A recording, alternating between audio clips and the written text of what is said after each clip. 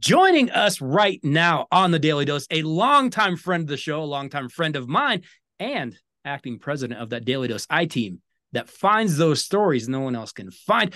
Big Robb is joining us today to preview the 2023 college football season. Robb, it is that magical time of the year that you and I both love, and I'm so happy football is back. It is. It is. Been waiting for this all summer, and it's finally here, and yeah, looking forward to it for sure. Me too. We actually have real live college football games coming this weekend. I can't wait for it. Should be very, very fun. Robb, before we get into conference previews and we're going to make predictions and we're going to let everyone know exactly what's going to happen before it ever happens, the way we always do. The world of college football is changing constantly. We have teams jumping around from conference to conference. We have players jumping around from school to school. Is any of this stuff actually good for kids, or is this just all about money? It's all about money. It's Yeah, a complete money grab. That's the reason behind all the moves and all the realignments. It's all about the cash.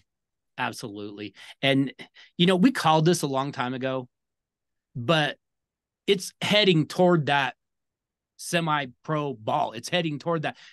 This is a minor league farm system. They don't want to call it that. They still want to pretend that they're in the business of education, but we all know what's going on, and it's not education. It is. It's all about the money, and like I said, it's something interesting to think about. Just we're probably still a couple of years down the road, but with all these TV subscriptions, and you have to subscribe to this and this. At what point can they keep that up? Something to think about.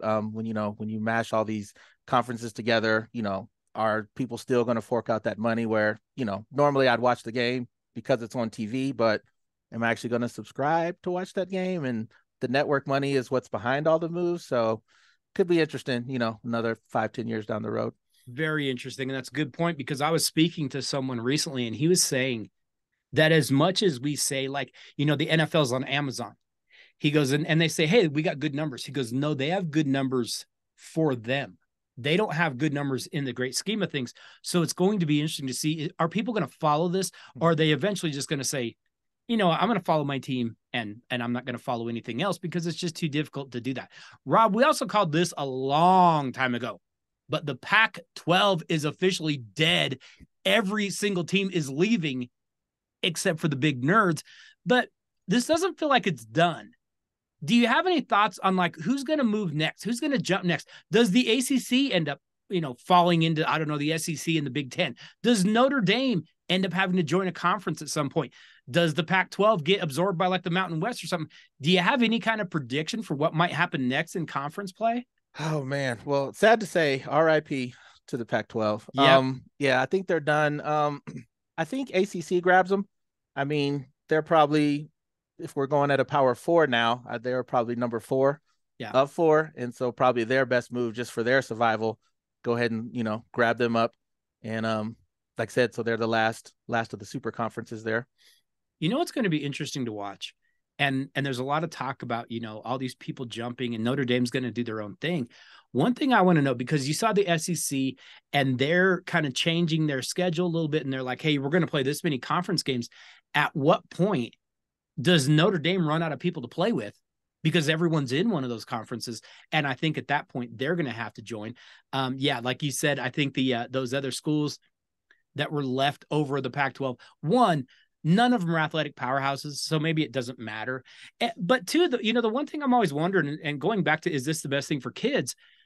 When you look at football, you say, okay, if, Washington is going to go play West Virginia in a conference game, I guess it's one game a week. But when you get into basketball, you get into softball, you get into swimming, you get into these other sports, there's no way that's viable, is it? They can't keep this up, can they?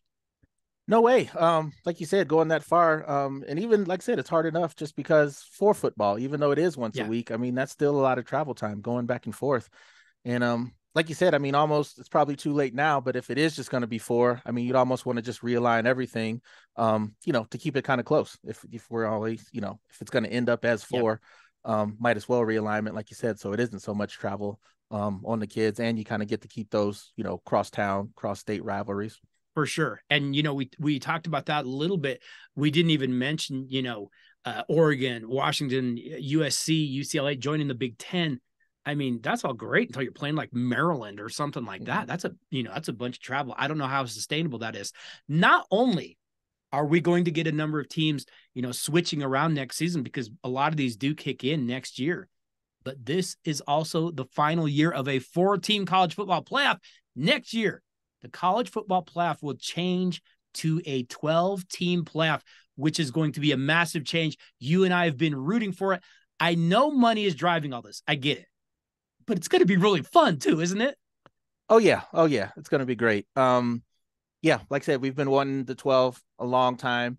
And then with the conference realignment too, I think that is going to be a good thing. It'll be interesting to see how they do it. Like I said, since the conference changes, is it still a conference champion, or I guess the top 4 conference champions and then the next 8 at large? So that part would be interesting. But yeah, I'm all for the playoffs. I am too. And what's going to be really fun to watch, in my opinion, is when we get to the point that the whatever governing body, I guess it's the NCAA, has to like backtrack and be like, oh, I know we said we were going to give those, but actually what we're going to do, then they're going to try to get the most money out of it, because that's all this is about. And I think that's going to be the most fun to watch, them just trying to stumble over themselves as they try to change the rules just to make them the most money. Of course, another story to keep an eye on is down in the SEC, where the Georgia Bulldogs have been on quite a run. They have now won 2 titles in a row. While we're going to talk a little bit later about the SEC, about Georgia, it's going to be tough. Georgia's going to have to, kind of rally to do this again. It's not easy. It's not a coincidence that no one's won 3 in a row in quite some time. Is Georgia going to be the team to be able to do this? We'll see. Like you said, I know we'll get into it later, but like I said, it's just hard to do, just in any sport, Man. 3 in a row. 3 in a row is hard. And like I said, the talent's there, but I mean, it's still turnover. It's still young kids. So it'll be interesting. Yeah, it's going to be really, really fun. Rob, last year, USC quarterback Caleb Williams won the Heisman, and it sure seems like he is going to make a run at being just the second 2-time winner that we have had in like 40, 50 years. We're going to do more Heisman talk a little bit later in the show, but it kind of feels like Caleb might actually do this.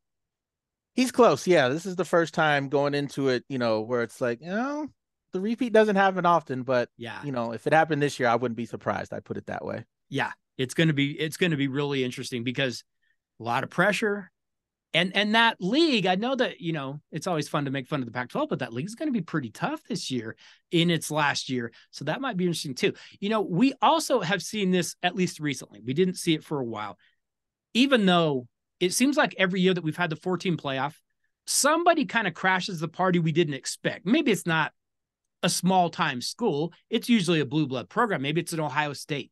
Maybe it's a Notre Dame. We didn't expect them. But last year we got TCU. The year before we got Cincinnati. And I know that everyone kind of complains about, well, college football is too predictable. We know it's going to be someone from the SEC, maybe 2, Oklahoma, Clemson, Ohio State, Michigan. It's been kind of fun to see some new blood getting into that playoff, even though it's still just a 4-team playoff. I think it's just going to get better when we expand to 12. We're going to get more of those kind of stories, but I'm kind of hoping we see some more new blood in there. I like it. Yeah, I agree. And like you said, that's the biggest thing for the playoff as well. Like I said, that other team, or even with the playoff, you get like Alabama last year, 2 losses, both by 4 points in the playoffs. They get in. They're still a good team. So like I said, you get to widen it a little bit. And then, like I said, you get a TCU. A Tennessee is another one, had a good season, kind of lost it down the edge, but that's a team. Yeah, I'd like to see them in the playoffs. So sure. Yeah, it's a great thing. Well, and how many times, are we in the NFL and you're looking at the 1 seeds, and the 1 seeds are gone, and we're looking at the 2 or the 3 or the 4, and you're going, hey, this might open up that kind of a situation, which I am all for. Rob, we did get a few new rules this season that are going to be trying to speed up the game a little bit. I think they're going to be good for the game without being all that noticeable. First, they are outlawing consecutive timeouts.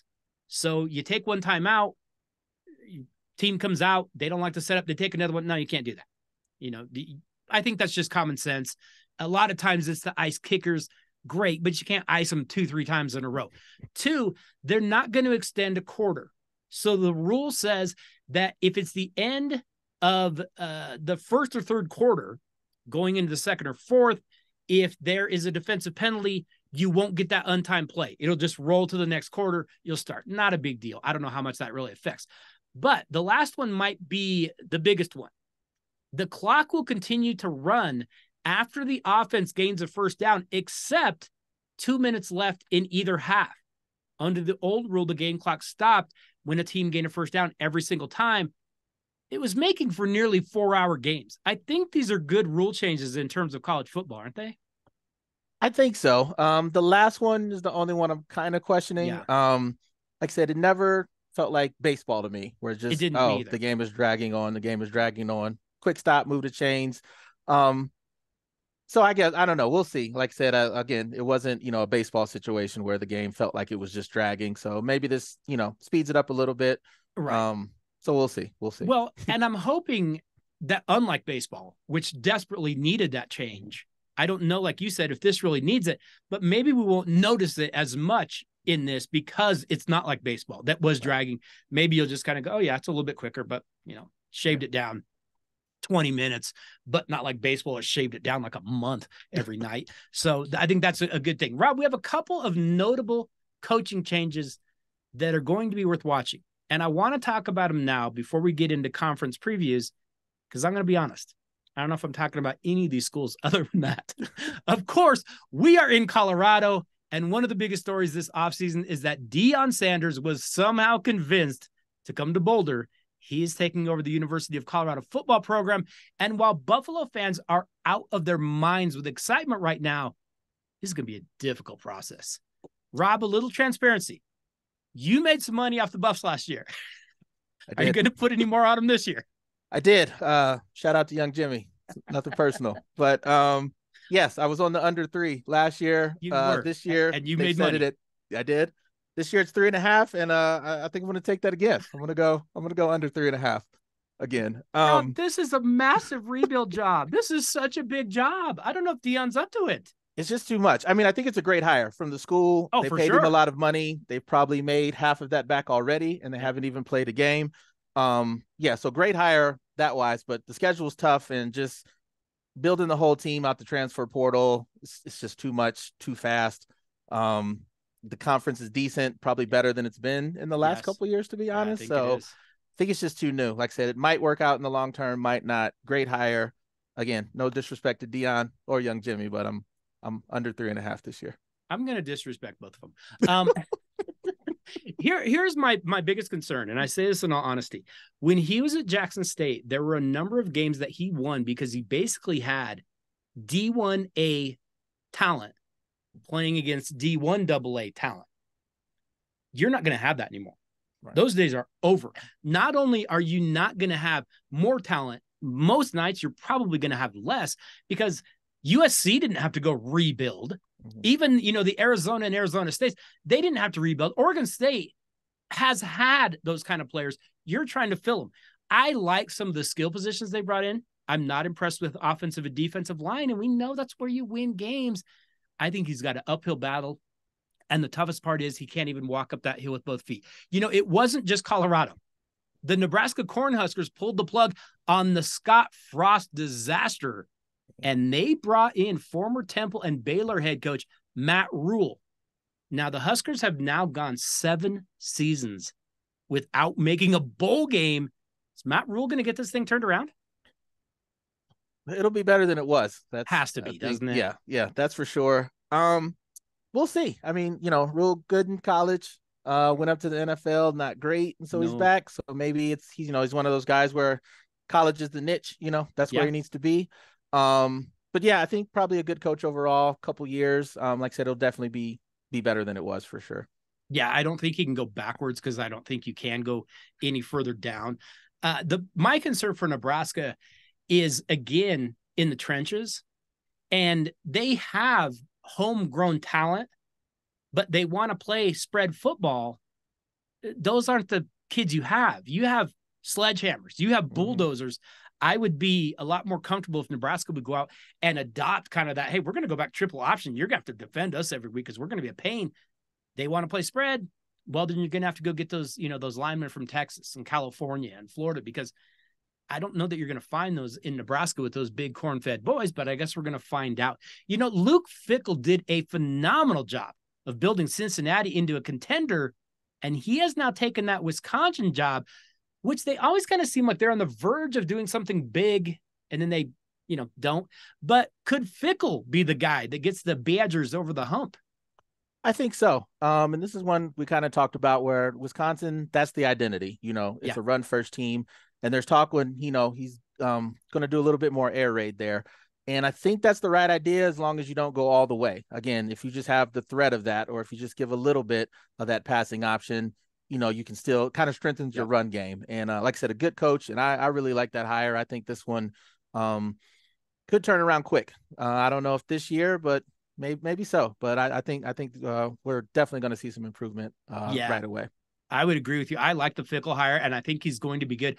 I'm right there with you, though. If you go out and you try to change who you are completely, you can tweak it. But if you're going to sit there and say, hey, we're no longer Wisconsin, we're going to be spread and 5 wide, and we're going to – we know what the weather does up there. You're not going to be able to do that come November. It's going to be really tough. Snow blowing all over and cheese rolling out on the field. It's not going to be easy. Lastly, Hugh Freeze could be a huge success.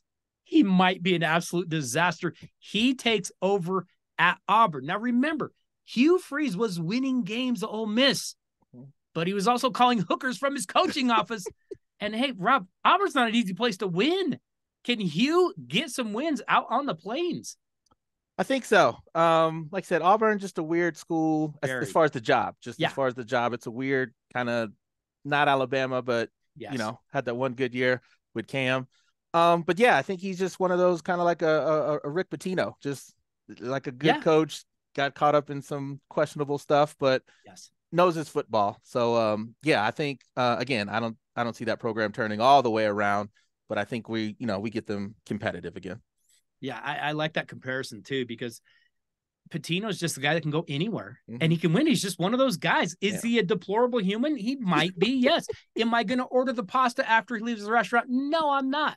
But dude wins games. And I think Hugh Freeze might be in a similar vein to that. Rob, it doesn't seem like we have quite as many big names on the coaching hot seat, at least to start the season. I will throw out a couple of names, but I just, it feels like this year there's a lot of people that are pretty set. And don't get me wrong, they're going to come because they always do. But there just aren't as many big names this year. I'll throw out the big one, though. Jimbo Fisher at Texas A&M. I think if the Aggies struggle this year, I think he might be in some trouble. They should be good. We'll talk about them more, but I don't know that there's a whole lot of big name coaches that we're going into the season going, hey, this guy's got to win to save his job. Yeah, that's the biggest one. Jimbo Fisher by far. And I got another one for you. Is it going to be Neil Brown at West Virginia? It is. Is it really? It is. It is. Awesome. I kind of suspected that might be the case. Yeah. My Mountaineers, 3 out of 4 losing seasons. Probably would have been gone already. Athletic director tried to hold on to him, ended up losing his job, so that was probably a bad call. Oh, goodness. And that schedule looks brutal. So it's tough. He might be the first to go. Maybe they can hire Huggins just to switch over and bring his act over to the football side. West Virginia is going through it right now. You guys got to get that thing going. Yeah, West Virginia is always quietly pretty good, and now they're like loudly being not very as good. Bad. But oh goodness, what are they going to do with Huggy Bear? By the way, is he? I don't know. It was bad. Last thing I heard is he said he did not resign. I don't know. That's what I heard. Yes. How that was confusing. I don't know. Yeah. I mean, came out in a presser and said, I mean, still had the beer dripping off of his chin and was talking about, I don't know. Yeah, I don't know if he just didn't remember or what, but see, that's my thing. It's very, very possible. And dude's a good coach. He is. Yeah. He wins every year. Yep. Players seem to like him too. They love him. So, yeah, you're right.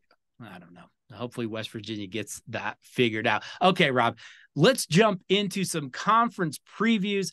And we are going to begin, of course, with that Atlantic Coast Conference, which was kind of quietly won last year by Clemson, blowing out North Carolina in the championship game. The ACC to me right now feels very unstable. I think Clemson, Florida State, North Carolina State, I think they'd like to go join a bigger conference, but they can't because they're wrapped up with their conference. They've got a contract. Having said that, this conference has some decent teams in it. I think we even have a team or two that could play their way into the college football playoff. Rob, how many contenders do you have in the ACC before we get to your champion? I've got 3 contenders. I have got 3 contenders as well. Let's have your first contender. First one is going to be Miami. Yeah. Second season under Cristobal. I think the key this year is Tyler Van Dyke, quarterback. If he can stay healthy, they've got a chance. Again, it's Florida. There's talent there. So we'll see. Him staying healthy, and then the biggest thing and the easiest thing is to bring back the turnover chain. You got to bring back the turnover chain. I mean, we have turnover chain saws. For goodness sake, you can bring you're the you. That's what they need. On. That's all they need. Just bring back the turnover chain. I really felt like last year Miami was the victim of their own expectations, because they're like, hey, we got Mario. He's a Miami guy. He's going to come in here. He's going to change things. And then he kind of has to step on everybody's toes and say, hey, you guys aren't where you think you are. And they go 5-7. They lose to Middle Tennessee. They don't even get a bowl game. I think he just has to get more talent, and he has to get guys to figure out how to play the right way. And eventually they'll be good. I have Miami as a contender as well. I think they're going to be tough. Could they win it? Maybe not. He's got to have a really good year, and he's got to get some more talent. But like you said, he is in a hotbed of talent. My contender, I'm going to throw out there, and maybe it's the same one you have. I'm going to go with the North Carolina Tar Heels, just because I think that offense is going to be so explosive. Last year, Mac Brown's squad went 9-5. They lost a heartbreaker in the Holiday Bowl, but Drake May is back, and he's a big-time quarterback. My concern is that defense is going to be terrible. They're going to have to score like 35 or 40 every game, and I don't think he can do that over the length of a season. But North Carolina is going to be really fun to watch. Yeah, yep, that's a good one. I didn't have them on my list, but yeah, that is another good one. Like you said, Drake May's the real deal. Yeah. Little concerned about the receivers there. Yeah. We'll see. I don't know if they have a star, but again, he can sling it. So yeah, I think they'll be fine. I do too. Who's your next contender? Next one, I'm going to go Louisville. Okay. Yeah, Jeff Brom's coming back. And this is basically a schedule play. Decent last year. Like I said, you got Jeff Brom there now coaching, and they avoid Clemson, FSU, and UNC. So schedule alone, I think they're probably in the title game. Like I said, just based on that schedule and a decent team coming back and a good coach. Sure. No, and you're right. They have one of the softest schedules in the country coming out, at least of the Power 5 teams.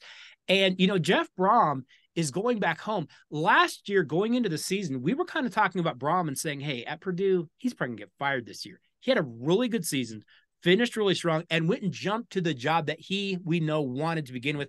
That's where he's from. That's what he wanted to do. So I think that's a good pick. I think Louisville can be there. And like you said, that schedule is going to be a big time game changer for them, because they just don't play anybody. They're going to have a really soft schedule. They should be able to escape.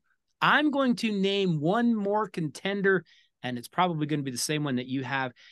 It's interesting, though, because last season kind of felt like a disaster for Clemson. Mm-hmm. They went 11-3. They were pretty good, though.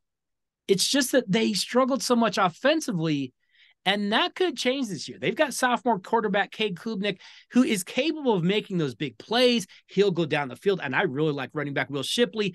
I think Clemson is good enough to win this league. I actually think they could go to the college football playoff if things break right. Dabo Swinney wants to get this team back on top, and he might have a team that's capable of doing that.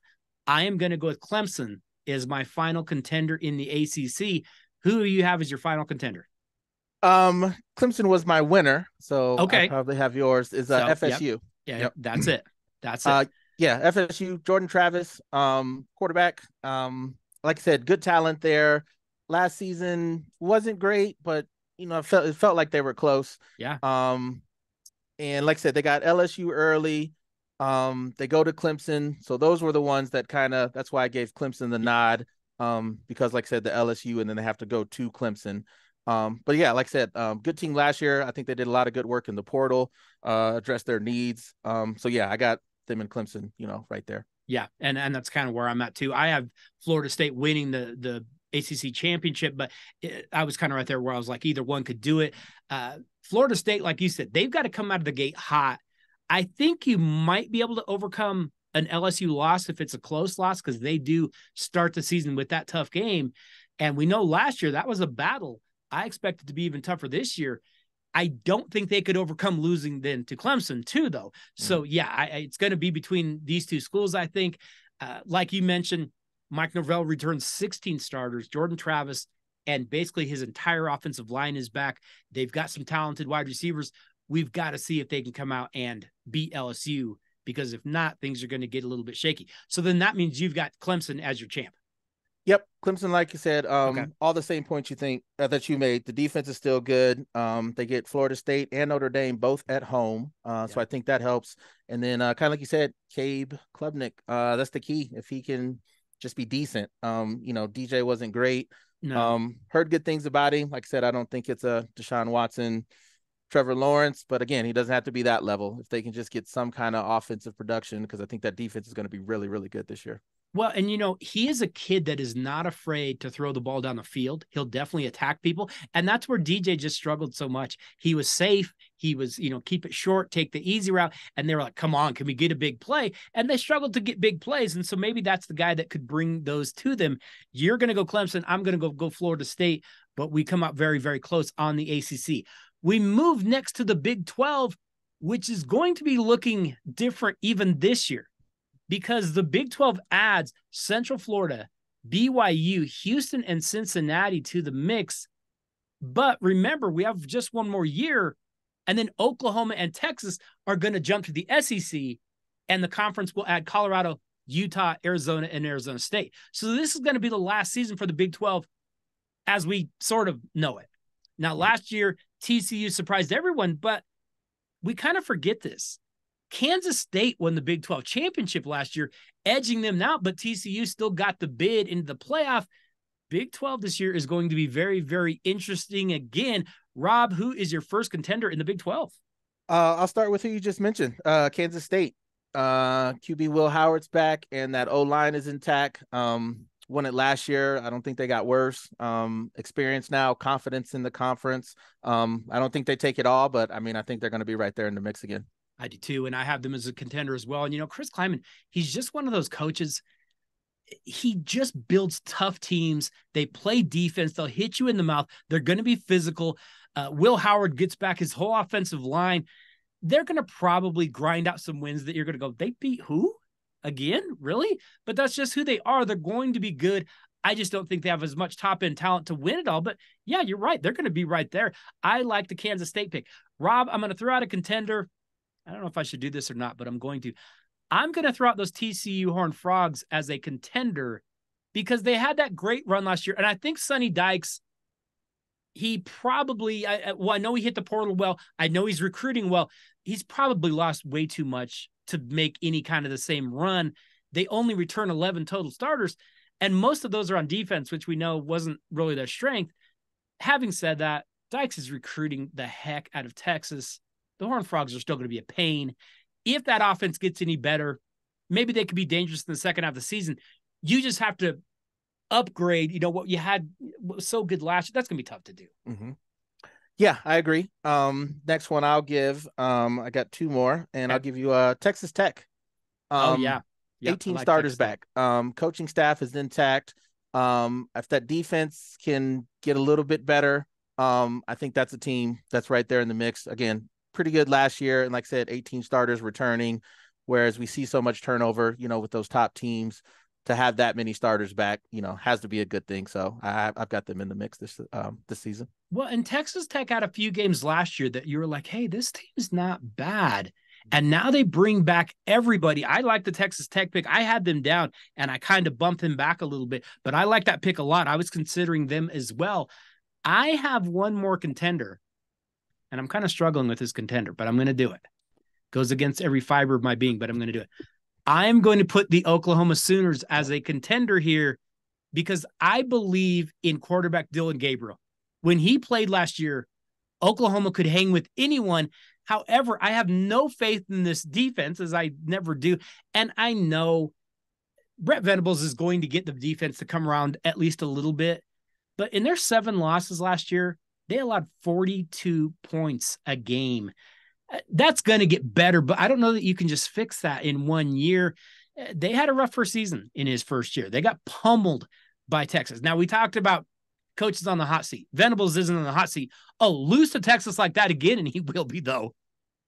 Yeah, he was actually honorable mention on my hot seat. Yes. Just because he is so new. But last year was their worst, Oklahoma's worst record since '98.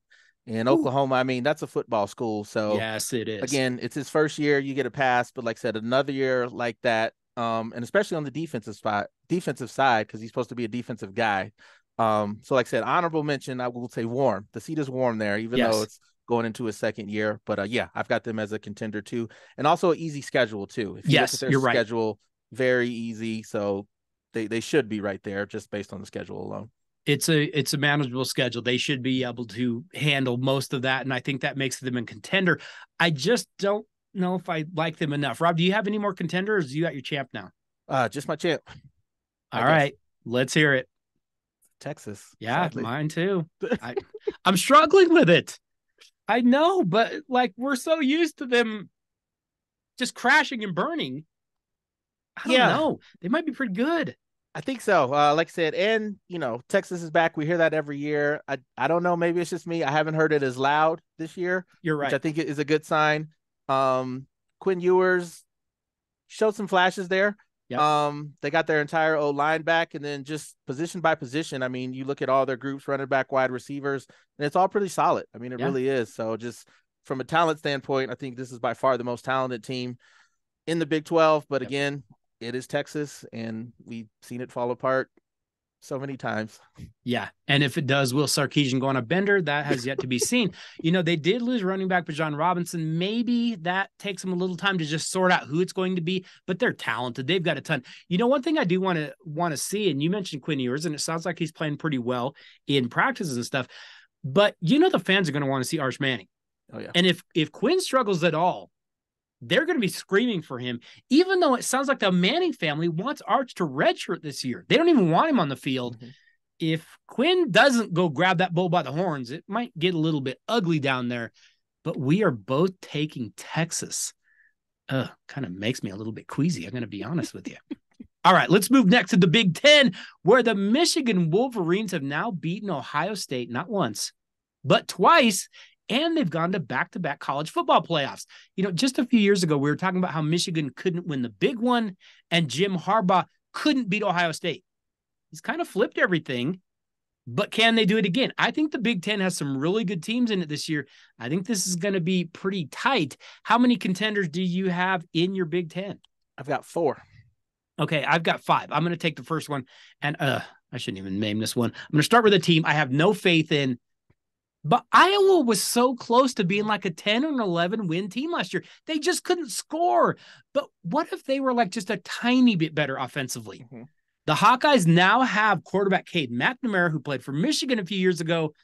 The defense should still be really good. Head coach Kirk Ferentz, he's always a threat to kind of put together that scrappy team. I don't know. This might be the team.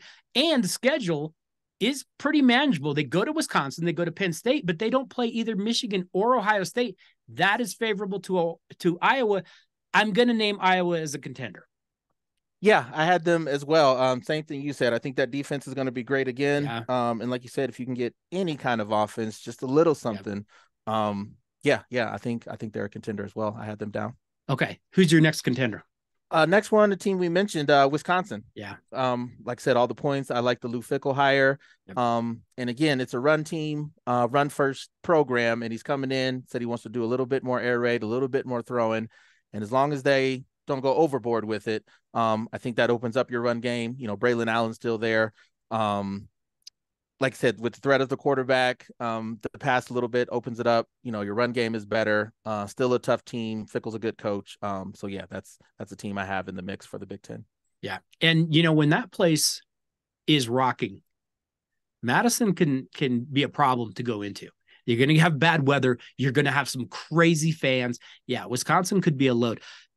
Rob, I'm going to throw out Michigan State because head coach Mel Tucker, he's had problems with consistency. I mean, he went 2-5 in his first year, COVID year, but then he went back and had an 11-2 record in 2021. But then last year, he disappoints everyone. They go 5-7. And I guess, I don't think he's on the hot seat, but the seat's getting warm if he doesn't do something this year. Mel Tucker and Michigan State, they returned 13 starters. They better find a way to get some wins or he's going to be wishing he had stayed in Colorado. And Sparty's schedule, It's not great, but it's manageable. They have Penn State, Ohio State, Michigan, but only Ohio State on the road. Quarterback Peyton Thorne, he's got a really good wide receiver in Keon Coleman. Michigan State should be solid. I don't know that they could win it, but they'll at least be a pain. I agree. Yeah, one or the other. Like you said, they're so up and down, so they'll either be in the mix or it's just one of those, 4-win seasons where they just look awful. And then Tucker's seat starts getting real hot. Who's your next contender? Next one I have is Penn State. Yep. The O-line solid, defense really good. I think it's really going to be a good defense. They should get better quarterback play this year. Looks like Drew Aller's going to be the guy. A little worried about their wide receiver position. Maybe a little inexperienced. But I like them a lot. I think I've got them maybe pulling off a upset. They got to play upset both the big boys, Ohio State or Michigan, and I think they might get one of them, if not, push them to the brink. Yeah, and I could see that too. He's got a ton of talent. And, it's kind of funny because last year there was kind of some grumbling. Is James Franklin really the guy? James Franklin is pretty good. He just needs some players, and he needs some guys to step up in key games, because how many games over the last few years have we seen Penn State lose right at the very end when a player would just, kind of screw up? I just feel like that schedule is going to be tough. But, I could see Penn State slipping through and winning the whole thing, but things would really have to break well for them. I have Penn State down as a contender too. We're getting down to the nitty gritty here, Rob. I've got one more contender, and then I've got my champion. Do you have one or two left? Same. I got one contender and then the champion. All right. I guarantee it's going to be the same two teams, but in what order do we have them? Who is your contender? Last contender is Ohio State. We agree as usual. I kept going back and forth. Back and forth. Same way. Ohio State, the reason I have them in the contender spot, too many questions at quarterback. Yeah. They haven't quite figured it out. The defense has been questionable for years. Should probably be better. But then the flip side, the receiver's outstanding, probably as a core. Yeah. Probably tops in the nation. But again, who's throwing it to them? And then the final tiebreaker, they go to Michigan this year. So that's kind of why I slid. I did the same thing. I kept going through it and I kept saying, hey, I can see comparable if they can find their quarterback, and when they're still trying to do that, but they have such a good receiving crew. They have a pretty good offensive line. Defense should be okay.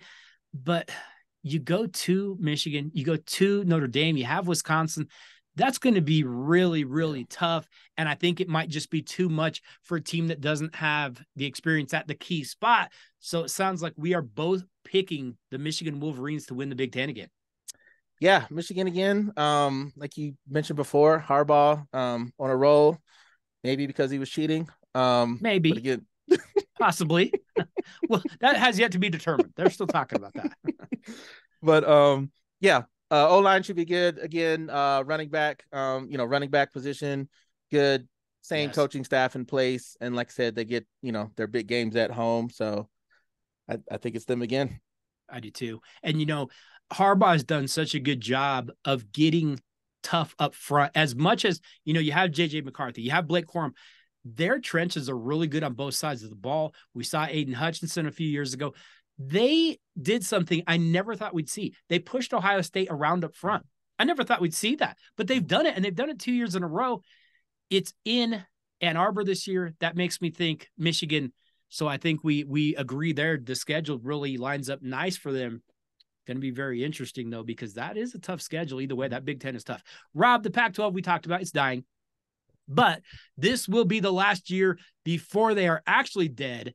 And this league has some significant talent. We have some really good quarterbacks. And this is going to be entertaining to see how they shape up. Can the Pac-12 finally get back to the college football playoff in its final real year? Last year, the Utah Utes upset USC in the Pac-12 title game. These two teams are going to be in contention again for the title. But Rob, who do you have as a contender in your Pac-12 preview? Yeah, I've got four contenders for you. And I'm going to start with Oregon State. Yep, I've got Oregon State as well. Okay, yeah, Clemson transferred DJ's over there now, which we mentioned. Again, kind of like you said, safer thrower, which is fine. I think, good offensive line. They can run the ball. they lost a little bit on defense, which kind of concerns me. But I think better consistent quarterback play, if not great. Yeah. And I think they'll be in the mix. It's a tough team. I like them. Well, and you bring up some good points there. With DJ Uiagalelei, here's a guy that isn't a guy that's going to throw it down the field. He's going to be a little more safe. But that kind of works here. They're going to run the ball. They're going to grind you down. And maybe you don't want him doing that. So that might be a really good fit in Beaverton. Plus, we've talked about this throughout the day. The schedule is really, really nice. No USC. They get Utah at home. And their non-conference is San Jose State, UC Davis, San Diego State. Oregon State could win this conference. Yeah. It sounds crazy to think about, but the Beavers could actually win the Pac-12 in its final true year, which would be hilarious to me. I'm all for it. I've got Oregon State as well. I'm going to throw out another contender, and I'm going to put Oregon as a contender. Yep. Although I could see them winning some big games, but when you have Bo Nix at quarterback, you might win, you might lose. Mm-hmm. I mean, last year, they win some big games, but they lose to Washington. They lose to Oregon State because Bo Nix was a kind of a weirdo. They did go 10-3. They have some talent returning, but they lost a little bit. Mm-hmm. And the problem that I have is that defense. So you're going to ask Bo Nix to take on a little bit more, and that concerns me. I like Oregon, but I don't love them. Yeah, same. I had them on my list as well. And like you said, Bo Nix, that's probably will keep them from winning it all, but we'll also have them in the mix because, like you said, he's sometimes, terrible, and some, he can win it at the end, he can lose it at the end. You never know. So, yep, I've got them as a contender as well. And that schedule doesn't break great for them. They go to Utah, they go to Washington, they finish the season home against SC before the Pac-12 title game. That's a tough slate. So, yeah, I think it just might be a little too much for Oregon. I think they'll be in the hunt. I just don't think they are going to be a big dog. Who is your next contender? Next one I'm going to give you is Utah. Okay. Good again last year. And this again, Cam Rising, is he healthy? Coming off the ACL tear. Right. Seems like he's not going to play right away. They might sit him a couple weeks, which is fine as far as, our conference pick goes, because, that's probably more important. Yes. Winning the conference. But yeah, if he does play, that's a good offense. But then the flip side, his health and also that schedule down the stretch is brutal. Their non-conference games, Florida and Notre Dame. So again, with the shaky quarterback, I don't know, but just I'm assuming he's healthy. Still, I think they're in contention, but at the end of the day, just that schedule, I think, might be too much. Sure. And it very well could be. I'm going to throw out my final contender, and I'm going to throw those USC Trojans out as my contender. Despite the fact they are the heavy favorite, they returned 14 starters and some really, really good players. They went 11-3 last year. They have Heisman hopeful quarterback Caleb Williams and his top receivers. Here's my concern. I have a few concerns about USC. One, they were plus 22 in turnover margin. That does not always happen. Like, that's kind of the luck of the ball just kind of rolling your way. I can't imagine that happens again. That defensive line has to be rebuilt. The schedule starts slow, but it does ramp up. They go to Notre Dame. They go to Oregon. They'll have Utah and Washington at home. I just could see USC tripping up a few times like Lincoln Riley teams sometimes do. So I have a contender as USC, and I have my champion as the Utah Utes. Oh. So who do you have as your final? Do you have your final contender, or do you just have your champ? No, I have USC was my final contender. Okay. Same reasons you said. Also Caleb Williams, his health. We saw him get banged up at the end of last year. I mean, if he's out, they're done for sure. Yeah. And then, like you said, they hit the portal hard for defense, but they kept Alex Grinch, the defensive coordinator, which I think it's a mistake. Even if you bring in the good players, he's not the guy. Right. So that was my last contender, and my champion is actually Washington. Okay. You're going to go Washington. Hey, Washington did some good things this offseason. They did. Michael Penix Jr. too, quarterback. I think he's right up there with Caleb Williams. This season coming up, like I said, I think that's going to be another quarterback that's just out there slinging it around. And just as a team, I think they're just a little bit more, I want to say, put together than USC. Like I said, USC has the talent there, but between those two defenses, Both not great, but I would take Washington over them. And I think they're going to get that same type of Caleb Williams quarterback play from Michael Penix Jr. So that's my sleeper pick to win the Pac-12, Washington. Rob's going to go Washington with the Pac-12. I'm actually going to go Utah again with the Pac-12. My concern, like Rob mentioned, is Cam Rising coming back and being healthy, because they start off, they've got Florida, they've got Baylor early on in the season. I know both of those programs aren't exactly where they want to be, but those are still really, really tough games. And then you get into the meat of that Pac-12 schedule. My problem with Utah is that they've started slow the past few years. We remember them going down to the swamp last year. They're a better team than Florida, and they just couldn't get it done. So that concerns me a great deal, but I'm going to go with Utah, and I'm purely going to go with them because they're tough. They're a tough team. He coaches up tough teams, and so I'm going to give them that. But I kind of like that Washington pick. They were a contender that I was going to put in there instead of Oregon. I held off on it, but I do like that Washington pick. Okay, so Rob has Washington taking the Pac-12. I've got Utah. Let's finish up with the big dog of college football, the always powerful Southeastern Conference. Who will be adding Texas and Oklahoma next season? That's going to be wild. And while everyone hates the SEC, they're the big bully. Once again, they're going to be a big bully. Last year, the Georgia Bulldogs were the top seed in the Final Four playoffs. They went on to win it, and they're going to be loaded again this year. But it's not just Georgia. There are a number of teams in the SEC that could not only win the conference, could go on and win the whole thing. And remember, the SEC, since we changed to this 4-team playoff, 10 years, the SEC has won 6 of them. They're bringing it every single year. It's going to be the same thing again this year. Rob, how many contenders do you have in the mighty SEC? I've only got 3 for you. Okay, I've got 4. I'm going to throw out my first one. I'm going to regret this one anyway, so I should just throw it out. But I'll put it out there because Texas A&M is going to have a ton of talent. Last year, they were such a disappointment. They lose to Appalachian State. At one point, they lost 6 games in a row. And I think the culture is such a mess. Here's the reason I want to watch Texas A&M this year. Bobby Petrino joins the staff as offensive coordinator. And we know he's bad at marriage. We know he's bad at riding motorcycles, but he's pretty good at offense. The AM defense should be pretty good. If Petrino could bring that offense around, A&M might actually be a team to watch. I don't know if that's going to happen, but it's going to be fun to watch. Yeah, I've got them as a contender as well. Like you said, Bobby Petrino, good offensive coordinator. If Jimbo lets him call the plays, I've heard some questions that I have too. There might be some back and forth there. But yeah, if he gets to call the plays, and that offense is better. Again, I think the defense is going to be solid. Again, this is one of those teams. Can we get anything from the offensive side of the ball? And if so, they'll be in the mix. Yeah, I would agree. A&M will be fun to watch at least because if nothing else, they might be an absolute train crash, and that's going to be pretty fun to watch. I'm going to make the Tennessee Volunteers a contender.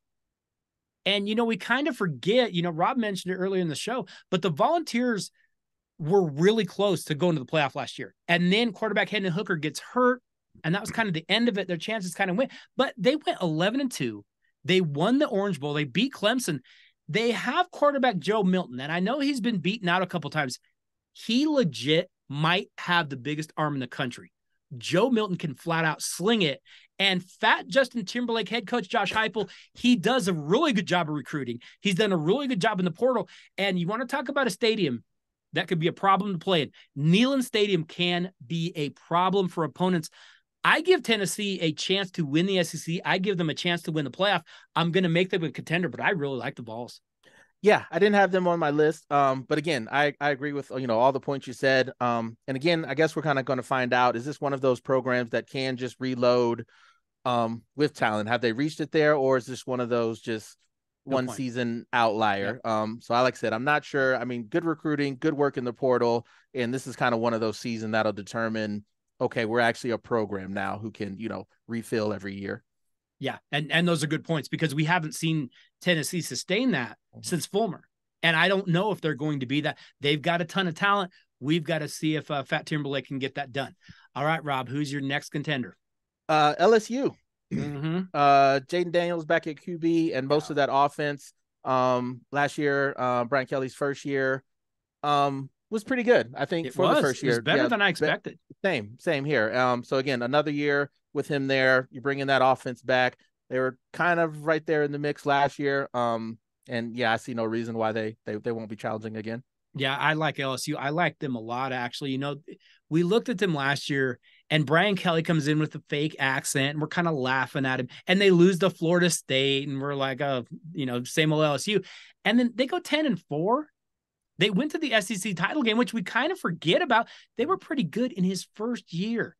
And they don't face Alabama or Georgia unless it would be in the postseason after the regular season. That kind of helps too. I'll give you a name if people don't know. Linebacker Harold Perkins, he might be the best defensive player in the country. He is all over the field. Look out for LSU. If they can get by Florida State in the opener, they are going to be a problem. I like them a lot. I'm going to throw out another contender. I don't know if I want to do this, but I'm going to do it. I know Alabama and the Crimson Tide, I know they're going to be good. I know Nick Saban is got to be irate that Georgia has kind of passed them right now. But I feel like they have to kind of overcome some obstacles. Bryce Young is gone. Will Anderson is gone. And those guys, they weren't just kind of good. They were special. And Alabama was really good last year. You mentioned it before. They lost 2 games by a total of 4 points. If we had any kind of expanded playoff, who's to say they wouldn't have won it? But now you've got to replace those guys. And that's going to be tough. I believe Alabama is capable of winning the SEC. I believe they could go win the playoff. But they're going to have to grow up really, really fast. And week 2 against Texas, that's going to be a tough test because we kind of forget, too, they win that game last year. They got outplayed most of that day. They were outplayed most of the game. They had to come back at the very end. But Alabama's going to be tough. But I've got them as a contender. I do too. That was my last contender. Okay. All the points you mentioned, in addition to, they've also got 2 new coordinators. Yes. So the players are going out. You got 2 new coordinators. There's questions around the QBs, and like you said, do they have any stars? Like the people they lost some legit stars, and obviously it's Alabama. The talent's great. They recruit well, but sure. Do we have any stars? And like you said, with those early tough games, do we have time to figure it out? So right, yeah, because they're going to get tested real quick. Mm-hmm. If you're not up to par. Can you imagine if Texas beats Alabama? Can you imagine the sickening nonsense that we're going to hear from Texas? My goodness. So, Rob, I would imagine that we're going to agree again, and we are both going to have the Georgia Bulldogs being the SEC champion. It is. Yep. I've got Georgia again. Again, lost a lot, but full reload. And again, this is one of those programs that done it, a couple years. I mean, if you look to last year, we said, they've lost a lot and they won it all. Didn't phase them. Like I said, yeah, lost a lot again, but this is just one of those programs that I have the confidence that they'll, refuel. And then unlike Alabama, they're on that hot trend too, just, because they've been that top dog. So the confidence is there.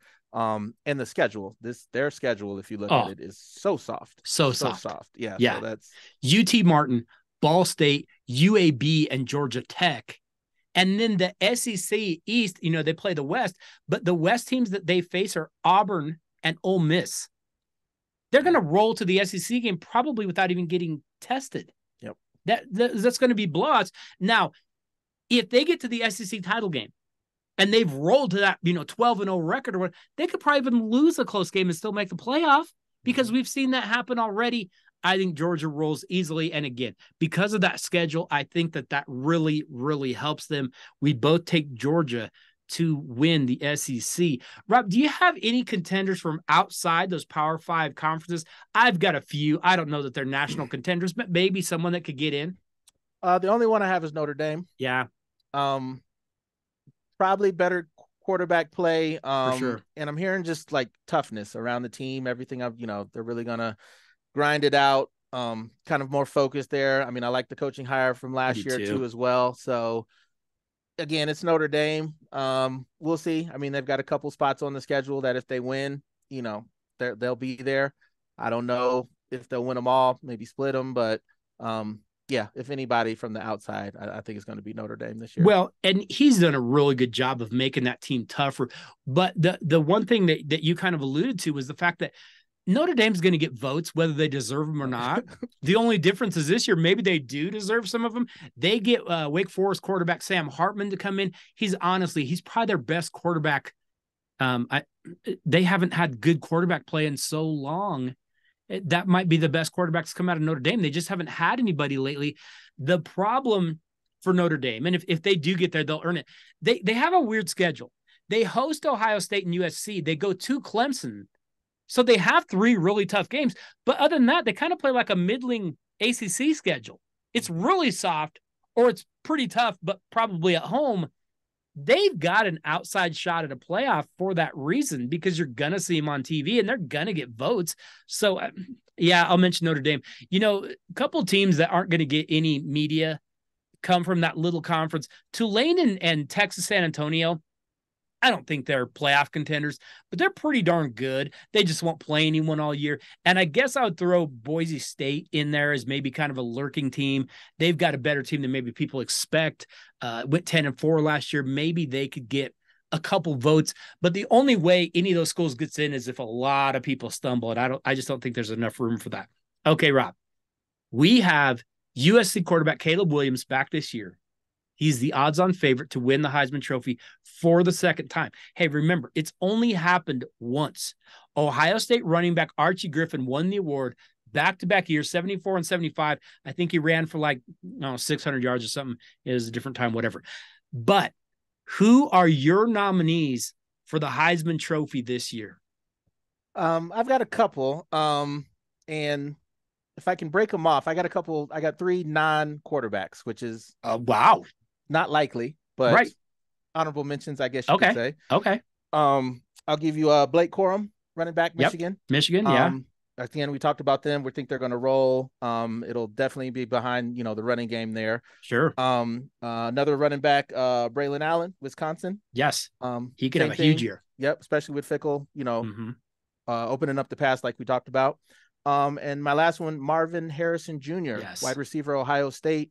Again, we talked about the questions, who's going to throw him and get him the ball. But I mean, that's a receiver right there. Like that's a guy that can play. So Harrison feels like maybe the biggest can't miss wide receiver that we've seen in quite a while. As far as dude has everything. He had 14 touchdowns last year. He looks better this year. He is not going to go against anyone that he is not better than all year. He's going to dominate. But like you said, he's dependent on someone else to get him the ball. Okay, I've got Marvin Harrison in there as well. And now you've got your, I'm assuming you have your quarterbacks that you're contenders too? Yep. All right, let's have them. One I mentioned before, Jaden Daniels, LSU. Yeah. I like them this year. And I do too. Like I said, I think that offense is coming back. Do you want me to give them all to you or? We'll go back and forth. Okay. I'm gonna give you North Carolina quarterback Drake May. He threw for 4,300 yards last year. He had 38 touchdowns. The problem, like I mentioned before, their defense is going to be so horrible. He's going to put up huge numbers, but they're probably going to lose a lot of games along the way, and I think that will end up tripping him up. Who's your next contender? Jordan Travis, FSU quarterback. Again, like we talked about before, if this team goes on a run, it's definitely going to be behind him. So some flashes last year. So I think that's a guy that's going to be in the mix again. I do too. I'm going to go with a quarterback that I think is going to have a good year. And this isn't a kid that, honestly, he probably won't write well at the combine. He probably won't have the big ranking. But Oklahoma quarterback Dylan Gabriel, that dude just can play football. I don't care. Put him in a football uniform. He knows how to play football. He knows how to make plays. I don't know that he's a big-time quarterback prospect. I just know that kid knows how to win games. He knows how to make plays. And so I'll put him on that list. And if he can stay healthy, I would assume he'll put up some pretty big numbers out there. So I'll put him in there as well. Any more contenders? Yep. Last contender for me, Cade Klubnik. Yeah. QB Clemson. Yeah. Clemson. Again, I think there's an outside chance that they run the table, go undefeated. Yep. And if so, that's the quarterback of a undefeated team. So I got to throw him in there. Well, and Dabo wants to get back so bad. He's kind of had a couple off years for him. Right. And he would love to get back to that point. This kid is a kid that likes to throw the ball down the field. He's going to attack people. Clemson is going to be really, really exciting to watch with him there. I could see him getting in there. Okay, we obviously also have Caleb Williams. Who is your pick for the Heisman winner? Who's getting their name called? I mentioned it before. Michael Penix Jr., Washington. Washington. All right. Yeah, I'm all in on them. Okay, I like it. But yeah, like I said, passing and also a mobile quarterback as well. So I think you get some passing touchdowns, you get some running touchdowns. Sure. Head to head with Caleb Williams, plays better than him, outshines him in that conference, and just kind of has everyone now thinking he's better than Caleb, and he gets the nod over Caleb. So that's my pick. Okay. And, I had Caleb Williams as my pick. My problem is that it seems like they do drop a game or two every year. I do think he could run into health concerns. And I think he'll be held to a different standard because he's already won it. Right, wrong, or indifferent. It's kind of unfair. If he's the best player in the country, give it to him. But a lot of times voters will look at it and they'll say, well, he didn't show us anything different than he did last year. No, he's really, really good. And for that reason, I'm going to go Jordan Travis from Florida State as my Heisman winner. But I think any of these guys on here could win it. And I don't know that we'd be surprised at all. Okay, Rob, you've gone through every conference. We've picked our contenders. We've picked our champions. We have looked at some storylines. We've picked Heisman winners. Now, I'll be very transparent with everyone out there listening. We do not get on and we do not talk and say, well, who'd you pick and who did I pick? And we've never done it. Rob, we were talking about this before we started recording. I think this is like your, 7th or 8th year coming on the podcast and doing this college football preview? I think so. 7 or 8. As you know, we get it right every year. Every year. We've never missed. We never do, and we won't this year either. But we don't compare notes. We don't compare what we pick. And yet every year we try to, and there are times I have put down my picks and then I've thought to myself, Rob's going to pick that. I change my pick and I change it to what you picked.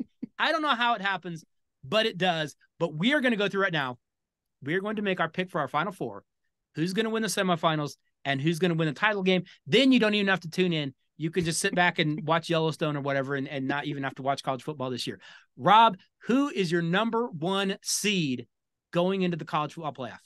Number 1, Georgia Bulldogs. Yes. Like we talked about, soft schedule. Yep. No trouble until maybe the SEC title game. But yeah, Georgia, roll. Number 1. I'm right there too. I have Kirby Smart and the Georgia Bulldogs at the number 1 seed. All right. Georgia, I'm going to just write this down real quick. We've got to record these things for posterity. Number 2 seed. Things are going to start getting interesting now. Number 2, Michigan. Harbaugh cheating. I like it. Yes, they get Ohio State at home. Yeah, just solid returning team. Got them all back. Michigan number 2. My number 2 pick, I've got the Michigan Wolverines. You mentioned it before. Blake Corum's going to be a load in the backfield. J.J. McCarthy is plenty capable of mixing things up. They look like they have it more than anyone else in the Big Ten. And that Big Ten is probably going to be the second toughest conference. So I think the Michigan Wolverines get in. Now things are going to get even more interesting. We up the stakes. Number 3 seed, who do you have? Number 3, SEC school. I went back and forth between Bama and LSU, and I ultimately settled on LSU. LSU. Brian Kelly gets into the playoff in year number 2. Yep. I could totally see that, though, especially if they make it to the SEC title game and they just edge out Georgia. They're both getting in. Or even if they play them close, they're both getting in. So I could totally see that. Yeah, I kind of like that pick. Hey, Brian Kelly's down there with his family. I mean, that could totally happen. At the number 3 seed, I'm going to go with the team that could easily take an early loss, but I think they could rebound even if they do lose early, and I think the rest of their schedule will be more manageable. I'm going to go with the Texas Longhorns at the number 3 seed. Texas and Steve Sarkisian get into the playoff. So we reach the final seed in the final year of this 14 playoff. Rob, who do you have at number 4? I've got Clemson. Clemson, your ACC all right. champion. Yeah, runs the table. They get enough offense out of Klubnik. Yeah, basically run the table, beat Florida State. Yeah, they're in there as my number 4. See, Rob, we do this every year, and we get where, again, we're like, oh, okay, this is going to be totally different. We don't agree. We have 2 of them that are different, but I did the same thing you did. I've got Florida State. I know the Pac-12 is out there. I could easily, like you said, see another SEC team getting in there, but I think the ACC is quietly just a kind of a 2-team race, and I think whoever wins it should have a pretty easy road to get into the playoff. And so you take Clemson, I take Florida State, but I mean, it's still kind of the same thing. I'm going to go with the Seminoles. Okay. Now, in my semifinal game, I have the Georgia Bulldogs facing Florida State in the Rose Bowl on January 1st. I think Florida State gives the Bulldogs a game. I think it's entertaining, but I think Georgia comes out on top. Georgia moves on. Rob, who do you have in your first semifinal? I've got Georgia Clemson. Yeah. Same thing. I think it's tight, but that Georgia defense is enough to get them over the hump. So I got Okay. Georgia advancing. Okay. We have Georgia. All right. In the second game, I believe it will be the Michigan Wolverines facing the Texas Longhorns in the Sugar Bowl. And I've got Texas pulling the upset, and we get the Longhorns beating their chests and talking about how they are back. Texas slips through to the championship game. Rob, what do you have? I've got Michigan playing LSU. We know how Michigan does against the SEC. So give me LSU LSU advancing is over rolling Michigan. on. Now things are getting tough.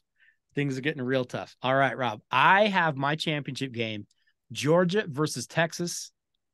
We get the preseason number 1 facing the program that says they are back. I think Georgia knocks Quinn Ewers out of the game. Arch Manning enters the game, and Georgia blows them out like they did TCU last year. I'm going to say 45-3. Georgia rolls. They get their third in a row easily over Texas. Rob, how do you have your championship game going? I've got it Georgia LSU. Yes. Probably a rematch of the SEC final. Very likely. I think LSU gets them the first time, but Georgia comes back and gets them in the final. So I've got Georgia winning it all. So at the end of the day, we still have the same ending, Rob. We've been doing this like 7-8 years, and it does it every single year. We're like, okay, I'm gonna do this different. It's not gonna be that different. Hey, sick minds think alike, as they say. But I mean, it's not that college football isn't unpredictable. It totally is. But at the same time, there's a lot of games and there's a lot of teams that you're like, yeah, but they're just good. They're going to be probably a little bit better. We both end up with Georgia winning the national championship. But I mean, if you want to, feel free. You can go out and watch it for yourself and see how this goes. Rob, I've got to ask something of you, though, because, we have Rob do these college football previews. But then we ask him to come back and do the NFL preview. And Rob, I might need you to come back a couple of weeks because we can't get the whole NFL in 1 week. It's just too much. It's too much to do. It'd be kooky for us to try to do that. Is there any way you're going to be able to join us for the next couple of weeks and put in some extra work here at the Dose? Absolutely. It's football season. So this takes a priority. Season. Absolutely. Priority. I would agree with you 100%. And I'm watching the NFL, I'm watching the preseason, I'm watching some of these teams and some of these games, and I'm like, it's wide open. I know, we're going to sit there and we're going to look at the AFC and say, hey, the Chiefs. But there's a ton of talent. You've got the Bengals. You've got the Bills. You've got, within their own division, you've got the Chargers. I think the Chargers are going to be kind of a dark horse pick for a lot of people to pick this year. They're not going to be that dark of a horse because a lot of people are going to pick them. And then the NFC, you've got the Eagles trying to rebound. You've got some quality teams over there as well. The NFL every year is just so much fun. And you want to talk about unpredictable. There's always teams that rise that are better than we thought. There's teams that are worse than we thought. It's going to be another fun year in the NFL. Absolutely. Like you said, just kind of looking at an overview of it, and I'm getting down 7-8 teams that, a realistic shot of winning the Super Bowl. So yes. it is definitely wide open. And again, I know we'll get into it, but just a couple of those conferences that you look at, and it's just like, oh yeah, wow, like I don't know how to pick a winner, and that's either because everyone's really good or this conference is really bad. Not. You're exactly right, because I was doing a little bit of that kind of preparing for that, and I was looking at some of the conferences going, hey, this one is stacked. You could literally have 3 of the 4 win it, and I don't know if there's anybody that can win it here. They're all horrible. Probably talking about the same divisions here too. Rob, as usual, I have to thank you for coming and hanging out with us. We bring you back every year because it's always a good time to talk college football. One of maybe the best time of year right now. We're just starting to get into football season, but we always appreciate your visits. We always appreciate your knowledge, and so many of the sneaky stories that I will break here at the Dose, I get from Rob, because Rob will be like, dude, you got to see this crap. You're not going to believe it. And so I will grab it. That is why he is a contributor here to the Dose. But we always appreciate your visits, and we always love when you get to come in and talk some football with us. Absolutely. This is a highlight for me. For most people, preseason is when, football here, but when I'm doing the Daily Dose, that's how I know it's time for football. It is a good time. And every year, we get together and do this, and every year it's more fun. And you get to sit there and be like, hey, I got to go in and I got to research. I got to go kind of study and find out this pick and that pick. And it's always a good time. Rob, we always appreciate you stopping by, but be ready because you're going to have to do this for another 2 weeks in a row. Absolutely. I'll see you soon.